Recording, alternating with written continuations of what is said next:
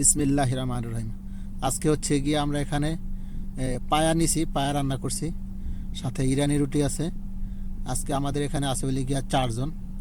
আমি আছি, আমার সাথে আমার শ্রীলঙ্কার রুম পার্টনার আছে, তারপরে ফরাদ ভাই আছে, ওই যে বদ্দা আছে সন্দীপের চিটাঙ্গের বদ্দা আছে।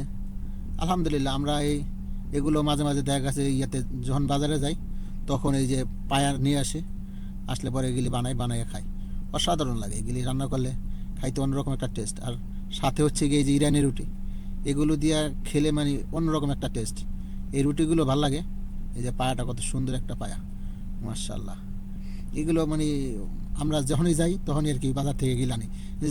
মানে মূলত আমি একা না, যে কোনো আমরা এই 4-5 জনের ভিতরে যে যাই বাজারে সেই নিয়ে আসি, আর আইনা আমরা এগুলো রান্না করে পরে আমরা খাই। আলহামদুলিল্লাহ এগুলো ভালো লাগে। ওকে, আসসালামু আলাইকুম ওয়া রাহমাতুল্লাহি ওয়া বারাকাতুহু।